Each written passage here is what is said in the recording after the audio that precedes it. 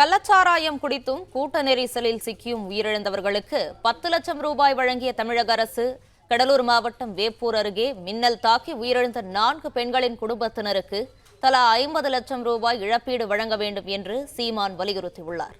இதுகுறித்தான கூடுதல் விவரங்களோடு இணைந்திருக்கிறார் செய்தியாளர் மகேந்திரன். வணக்கம், விவரங்களை பகிரலாம். வேப்பூர் அருகே மின்னல் தாக்கி உயிரிழந்த 4 பெண்களின் குடும்பத்தினருக்கு தலா 50 லட்சம் ரூபாய் சுயதுழைப்பு நிதியாக வழங்க வேண்டும் என்று சீமான் கோரிக்கை வைத்திருக்கிறார். கடலூர் மாவட்டம் வேப்பூர் அருகே வயலில் களை எடுக்கும் பணி செய்து கொண்டிருந்த போது சுனிதா, பாரிஜாதம், சின்ன பொண்ணு, அரியநாச்சி, ராஜேஸ்வரி ஆகிய 4 சகோதரிகள் மின்னல் தாக்கி உயிரிழந்துள்ளதுடன் சகோதரி தவமணியின் கண் பார்வை பறிபோன பெருந்துயர செய்தி அறிந்து அதிர்ச்சியும் மிகுந்த மனவேதனையும் அடைந்திருப்பதாக குறிப்பிட்டிருக்கக்கூடிய சீமான், எதிர்பாராத இயற்கை பாதிப்பில் உயிரிழந்த பெண்களின் குடும்பத்தினருக்கு தன்னுடைய ஆறுதலை தெரிவித்துக் கொள்வதாக குறிப்பிட்டிருக்கிறார்.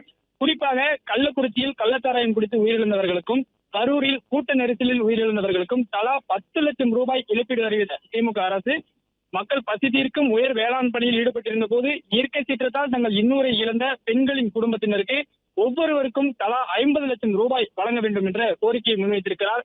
கள்ளக்குறிச்சியில் கள்ளச்சாராயம் குடித்து இறந்தவர்களுக்கும் கரூரில் கூட்ட நெரிசலில் இருந்தவர்களுக்கும் 10 லட்சம் ரூபாய் கொடுக்கும் போது களை பணியில் வேளாண் பணியில் ஈடுபட்டிருந்தவர்களுக்கு தலா 50 லட்சம் ரூபாய் கொடுக்க வேண்டும் என்ற கோரிக்கை சீமான் வைத்திருக்கிறார். மேலும் பார்வை இழந்தவருக்கு 25 லட்சம் ரூபாயும் பேருத்துடைப்பு நிதியாக வழங்கி அவர்களின் குடும்பத்தை சூழ்ந்த துயரிலிருந்து மீள்வதற்கு அரசு உதவிட வேண்டும் என்று வலியுறுத்துவதாக சீமான் குறிப்பிட்டிருக்கிறார். விவரங்களுக்கு நன்றி. பிளே ஸ்டோர் மற்றும் ஆப் ஸ்டோரில் இருந்து பாலிமர் செயலியை QR கோடு மூலம் பதிவிறக்கம் செய்யுங்கள்.